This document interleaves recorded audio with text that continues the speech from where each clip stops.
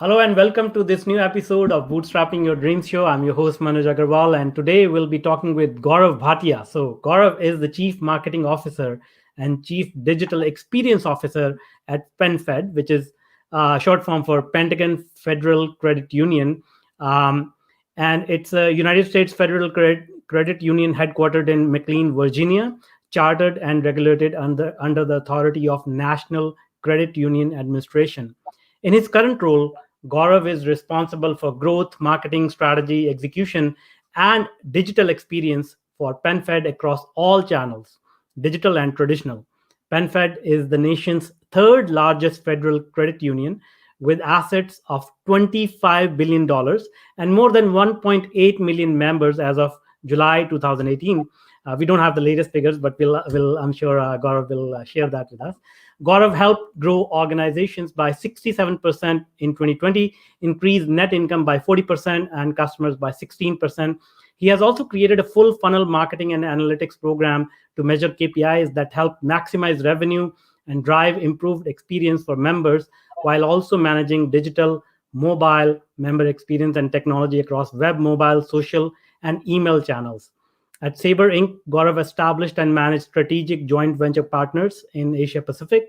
Gaurav developed new online products for the Asia Pacific marketplace and expanded the online product portfolio to include air, car, hotel, and packages. Gaurav developed new online products for the Asia Pacific marketplace and created new business analysis, securing $29 million outsourcing contract for airline computer reservation software for the airline industry. Gaurav has spoken at number of conferences, Adobe Digital Experience, Marketing Technology Conference in San Francisco, Chief Marketing Officer Summit in Orlando, and Marketing Sherpa Digital Optimization Summit in Boston. Welcome, Gaurav. Amazing achievements you have. Yeah, thank you very much. Glad to be part of the show. Awesome. So before we dive in, can you walk us through your journey and tell us how you got into the marketing field and what were some of the challenges you faced as you were sort of, getting into these mega projects and achieving these great results? Yeah, so I think if you had asked me 20 years ago when I started my career, I didn't even know, except for the academic side, what marketing was. So I think my journey has been, I'll say, not a straight line. And if you'd asked me, hey, are you going to be a chief marketing officer of a large finance institution like Pentagon Federal Credit Union, PenFed, as we call it, I'd probably say, are you kidding me? So I think my journey has been, I'm an engineer by trade, very numbers driven. And my first opportunity was with Sabre, and then Travelocity was kind of part of the B2C and kind of more about building products. And I think 2001 timeframe, there was nothing called digital. Their marketing was more about pen and paper. We launched new products digitally, and the first ad we really ran was in the newspaper and saying, "Hey, come to an online site, and we'll give $50 off." So I think it's all been a journey. And the first challenge we faced was, will people actually go online and pay credit cards? They were so used to going to travel agents and say, wow, and the bandwidth, I'm dating myself. So it's like, we were still on AOL and dial-ups. Will the site load? So I think that journey has changed over time. And I think product and technology merged. Marketing became more digital with websites, and Google came along. So I think I've been learning the trade. And I'll say 80% of my job is still performance marketing, where marketers get the money and say, a CFO is going to ask you and see, I gave you X $1 million, what did I get out of it? And then 30% is still brand. So I think it's become a total hybrid approach, is saying you have to be creative, but you also have to deliver on the revenue and customer experience. So I think it's been fun. Yeah. It's challenging every day. New technology comes in. Today it's TikTok. Tomorrow it could be something else. So we always experimenting in what works, what does not work. Yeah. And I never thought that marketing will be on 24/7. Now, I mean, we are online most of the time, so there's no rest. But I think we're in a good place for marketers. If you're analytical, understand numbers, I think you're in a good place. Absolutely. No, that resonates with me, especially because, as you said, if you're coming from an engineering background, I'm an engineer by trade myself, and I've had to learn quite a bit about marketing and how it all works, which is very different from the engineering world. But as you said, I think in recent years, based on how the marketing is done these days, it's coming back to around the full circle, focused more on data and learning from all the avenues where we can collect the data, understand the audience, and sort of give them what they want, isn't it? Yeah. Yeah. Okay. I think that's the So the fun part, right? So yeah. yeah. Go ahead. Yeah. So, in terms of audience expectations, what has changed? Because, as you said, even I remember the days, early days, early 2000s, when people were very skeptical of using their credit card. They used to think, somebody will steal their credit card. And now, e-commerce is growing like wildfire, and more consumers, they want online experience rather than offline experience. What has been your experience in terms of, because banking is sort of still considered a traditional industry, but are the consumer expectations changing in this industry as well? Yeah, I think it's just changed. I think a lot of people thought like 2 years ago, banking is still, I need a relationship banker. I need to go into my branch because I have a one-to-one relationship. I think if you're really a high net worth individual and you need commercial banking and you want to talk about complicated products, yeah, you still need to go in and do the complicated transaction. For basic, getting a CD, getting a credit card, people just want the product on the door and then say, yeah, I want to use it. I just want it to work 24/7. If I talk to and all the research, nobody really wants to call if they have a problem. They want to do everything themselves. They want it to be on 24/7. So I think banking is a very digital product if you like it or not. And if you look at your credit card, I've seen data where most people are not even taking out their credit cards.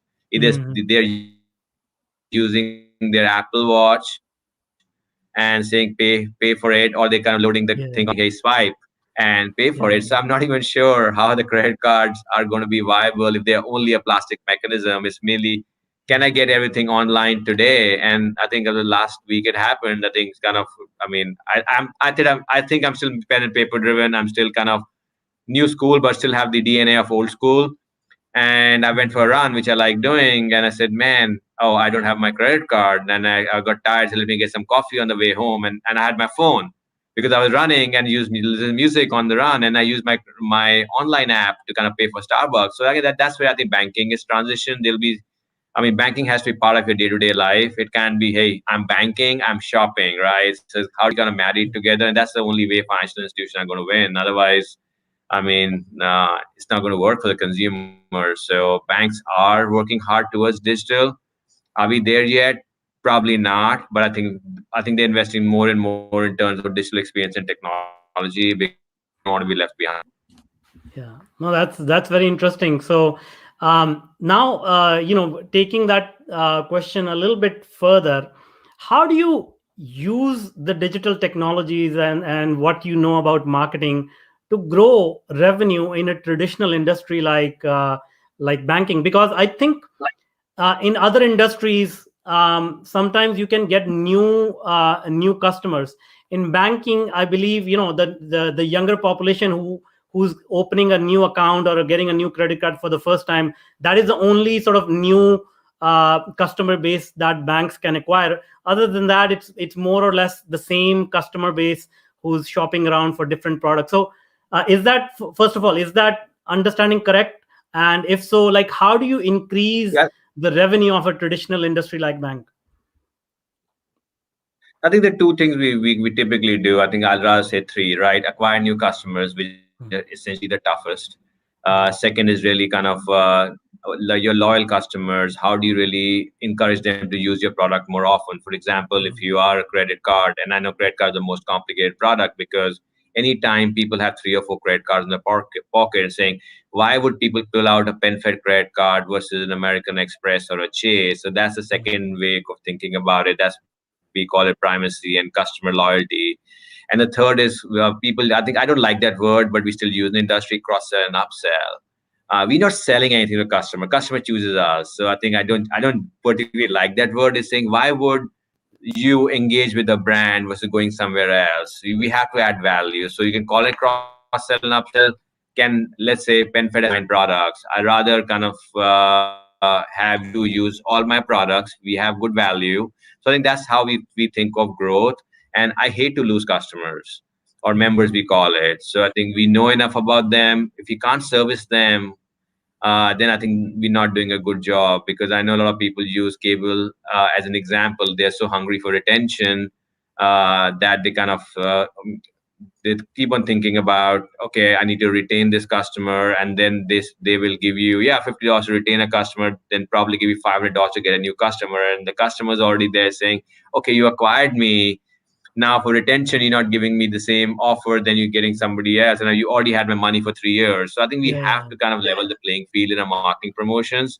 Is how do you treat your loyal customer much better than a new customer? So I think that's kind of been our philosophy, and as hard as it, since we are growing like double digits, I mean 60% growth, we have to kind of fire on all three cylinders to make sure that we can get the growth. So it's tough. We use data a lot, like you said. It's a directional view, but then you measure, right? At the end of the day, market to particular, how do they respond? What can we do right? What are we doing wrong? So I think we can pivot fairly quickly in digital marketing compared to traditional. So we can look at the data and saying, hey, I send out an email. What's the response rate look like? What's my open rate? So we have enough metrics we can measure, and then we can look and make decisions fairly quickly, and then pivot and make changes. So I think that's the beauty of marketing, that I'll say most of it has become digital, but there is a play in terms of branding also. Is like, I mean, I give an example. Is I run a lot, so why brand works is a lot of people saying you're spending too much money on brand. I say, imagine you're googling running shoes versus Nike running shoes. Your cost is like a lot different. Nike running shoes will probably cost you $2 for a click. Running shoes probably 25.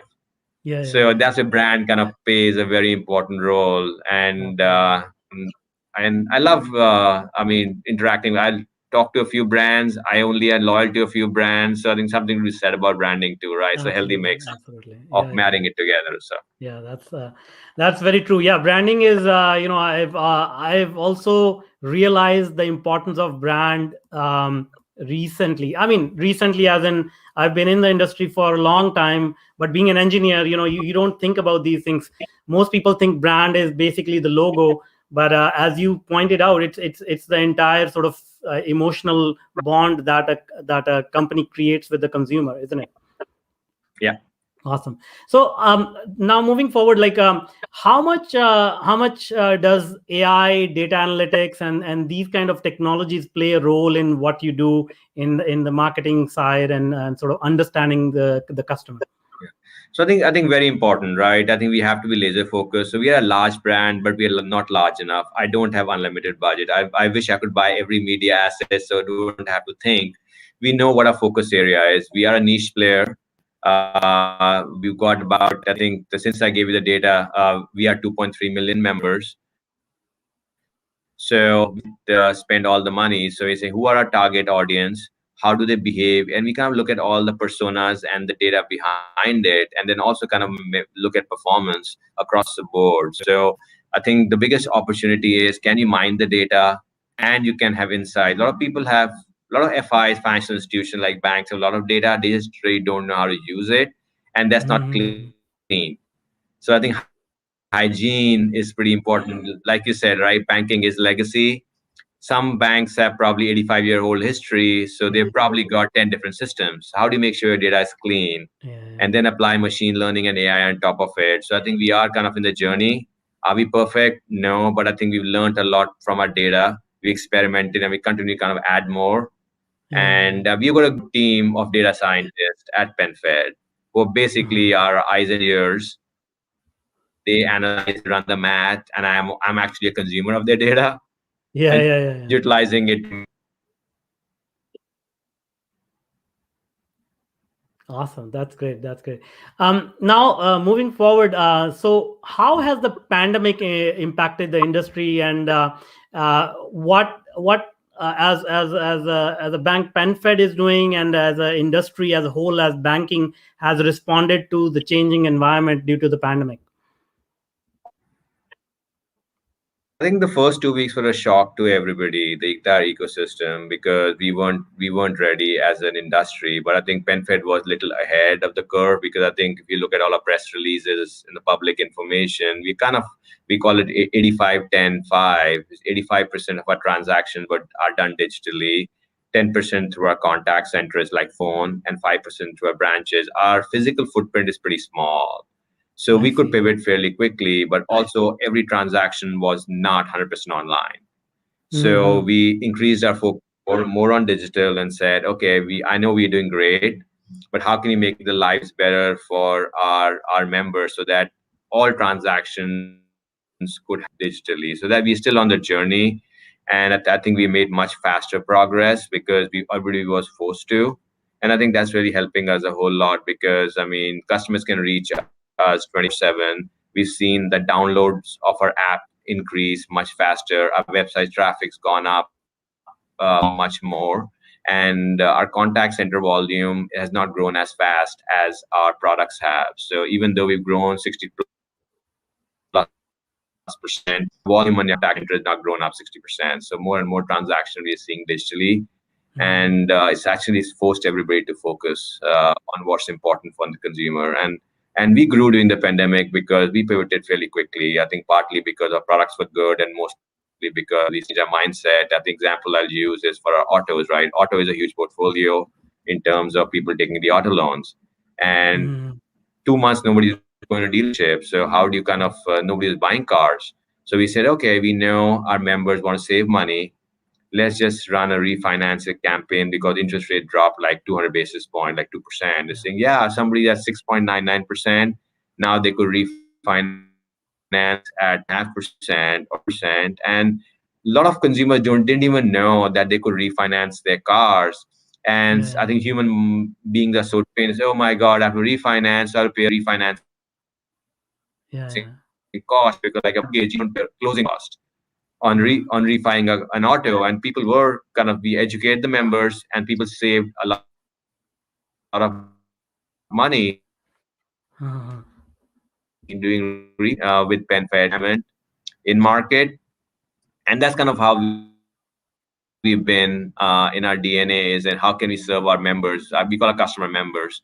So how can we save our members in money? So I think that's kind of been how we evolve our products, how we evolve our experiences. It's less changing. We don't have quarterly P&Ls report to the street. I see.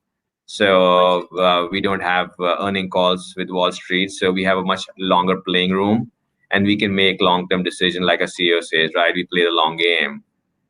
So I think that's been kind of, we're pretty fortunate. We have a strong I management see. I team, see. leadership, and I think an engaged customer base. So That's awesome. That's awesome.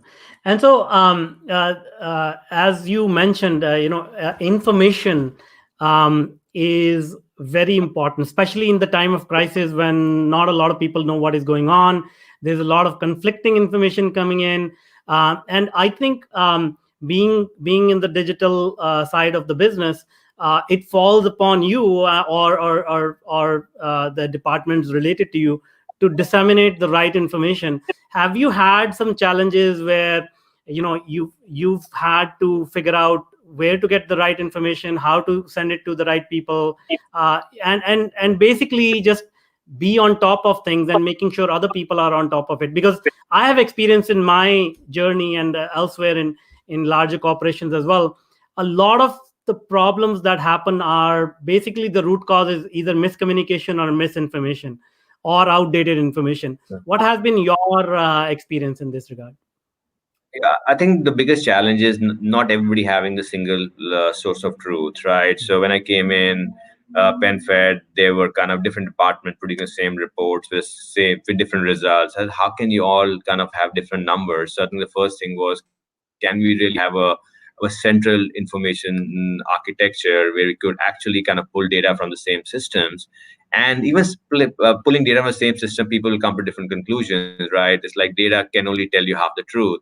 So how do you interpret the data? So I think we have a separate team which kind of looks at our P&L on a daily basis, and we kind of come different insights from same set of data. We centralized, we standardized, we pull the same reports, but even though we have the same data, we do come to different conclusions. I think that's where I think business acumen comes in, people's own kind of biases come in. It's like data is like glass could be half empty or half full. What do you want to look at? So I think that's the healthy debate. We're looking at the same data, interpreting differently based on where we come from, and we make decisions fairly quickly based on what we have. I think what we are not shy of is we want complete information. We'll never have complete information. So we make decisions, but we actually measure the impact of our decisions and say, okay, we made the decision. What's the impact? And should we That's have a very made interesting. Yeah. decisions?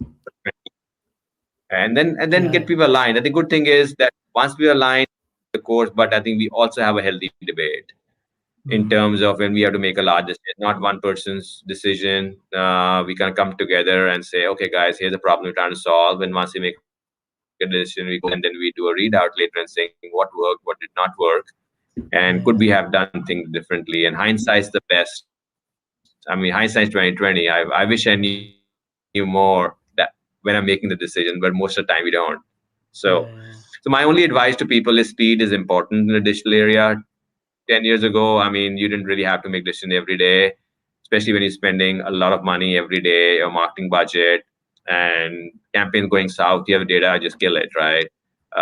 Move forward. It's not working, and you have the opportunity to make changes pretty quickly. So I think that's kind of going pretty important. So, Yeah. No, uh, that's a very good point. And a couple of things that you've mentioned, I want to dig deeper into that. Making decisions sure. based on incomplete information and to move fast. Secondly, what you said was a very good point. Like, not a single person's opinion counts. And so, uh, please tell us, how do you structure that? Because as a leader, it is very difficult to let go of control and say, hey, I want to get input from everybody and then make a decision based on different points of view. So how do you do that? What is your methodology, and what are the benefits of using this approach versus using, like sort of a authoritarian type of approach where one person makes all the decisions? So I think one of the biggest advantages we have shared KPIs, key performance indicator. For example, let's say one of the goals is growth, right? So marketing only plays a very, I'll say, important, but the front ending role. I'll just take a use case of a loan, right? You come, you apply, I target you, you come in, you apply, and that's what marketing's job is. But after that, how do you get approved and get the credit card you need? So I really have to make sure the entire ecosystem really works, is because I could be doing my job. I think where most organizations fail is they're saying, oh, I've done my job, I've done my job, I've done my job, I've done my job. But from start to finish, results are so we actually start to finish, what's the impact, and how did you kind of drive against the KPI? So I think it forces people to kind of look at the end goal and say, these are the roles I play. And we are the first one to say, okay, let's say I have the marketing dollars, but we need more processes for underwriting, or we need more people on the contact center, or we don't have this thing ready. Does it make sense to spend the money now or invest somewhere else? So I think we are not very territorial with our budgets because we have shared KPIs. If we all had individual KPIs which are conflicting with each other, I'm pretty sure the outcome would have been a lot different. So as leaders, you really have to set up basically the right goals. And I think I was reading Warren Buffett's book, and he said you have to put the right capital and the right incentive structure. So I think if we align those, people will work together. So Perfect. I think also culture makes an important difference. We have a very collaborative culture at PenFed, so we are okay with kind of challenging people, and but we are not that big with 3,000 people. So I think we still have that level of collaboration where we can kind of challenge everybody's ideas. So it makes it fun, it makes it interesting. We learn from each other, so it's helpful. So that is the point I wanted to really dig into. Like, how do you build that culture? Like, how do you first of all, obviously, building the culture and also maintaining it? Because as the companies grow, as things become complex, egos tend to set in, and people start to dig in. So how do you maintain that culture of collaboration and sort of listening to each other? Yeah, I think what the pandemic really kind of helped us there, because we had to make the decision pretty fast, and we had to all understand the impact of our decision on everybody else. everybody else. For example, Mm. I'm just going to use a situation is saying, hey, you go run marketing. Yeah, that's one. This is going to be successful if we don't take into consideration the risk element of it, saying, hey, what product to market, and also contact center, right? If you run marketing campaigns, we drive the volume up to the contact center, and keeping in mind that nobody's going to be there, the branches, they are closed. So you have to think Mm. through and say, okay, I'm doing this. What do you need? What do you need? So I think it kind of forced us to kind of think through things. And I think after that, we're still in the pandemic stage right now because I know certain states are closed. Like, I mean, we're having issues in certain states. 18 months, I think, has become our DNA. And I'm Yeah. hoping that I hoping the pandemic goes away, but the collaboration culture does not go. That's awesome. That's awesome. So one other question, which may or may not be related, but I'm always curious about digital currencies, cryptocurrencies. What is your take on it? I mean, a lot of people are saying they will become mainstream, replace the traditional currencies. What are your views, being in the industry, and you have a different vantage point to think about these things? So I'll give you my personal view versus the corporate view because Absolutely, pretty absolutely. much, yeah, I'm pretty much more of a technical guy. Actually, I was bored during Christmas last year, so I actually took the MIT openware course on cryptos, and I love the technology. So I think it eliminates the middleman, and I'm looking at certain proof of concept. We actually send money abroad. I mean, within milliseconds, no wires, no nothing. But I think it's a beautiful technology, and I think it'll probably be adopted because I read the news this morning about Mastercard making investment, Visa bought the first NFT, and these guys are mainstream rails. You build your entire digital ecosystem on. So what fashion will it be? Ether? I don't know. From that perspective, but the technology is here to stay. But I'll say it was just like the internet was in early 2000s. Some companies failed, but the technology stayed. Business model is going to evolve, but I think it's viable, and some fashion it'll work, and you'll probably see it becoming more and more kind of mainstream. Yeah, PayPal is yeah, on crypto. They have a crypto wallet, so every larger fintech is doing it. So it's only a matter of time. I think the mm, compliance team is looking at it. I think the Fed. I think we all have to look at the Feds, right? What's the guidelines we can operate under? So mm, we as a financial institution we'll operate under the guideline of NCUA or the Feds, being a regulated industry. But I think they are looking at it, and then as and when we get more guidance on the regulation, we'll think what we want to do. But I think it's a good concept, and we are actually for the more older demographic compared to younger demographic. So I don't think our demographics are going to adopt crypto as much. But as we start mm. evolving, we have to keep an eye on the ball. I think it's I interesting see. technology. So I kind of love the technology piece of it from a personal vantage point. So Nice, nice. All right, great. And coming back to your personal journey, having been so successful in your career, I'm sure you had your own set of challenges, setbacks. So we have a lot of entrepreneurs and business owners in the audience. How do you what advice will you give them? How do you tackle setbacks? How do you overcome challenges? How do you stay motivated to keep going? yeah, I think there's no choice, right? You have to go. If you're an entrepreneur or you're a business person, I mean, if you're going a straight line, I mean, it's not going to work for you because they say about the heart, right? If your heartbeat is kind of flat, you're dead. So there will always be this Mm, ups and downs, and that's the only way you can grow. Because if you look at any crisis, I mean, like pandemic, right? We accelerated because we had the courage. So mm, crisis is always an opportunity. It's never easy because you'll probably 9 or 10 people tell you, man, don't do it. mm. So, what if you're an entrepreneur? You know you have to do it. You have no choice. You can't take the chips off your poker table, right? This means you're done. So, my Yeah, advice is keep on going. It's going to be tough, but don't overly judge yourself on small yeah, failures because even if the enterprise fails, you have the next one to go to, right? So yeah, don't take it too seriously and don't take it too personally. I don't take things personally at all. If it works, I've worked hard. I've done whatever I could.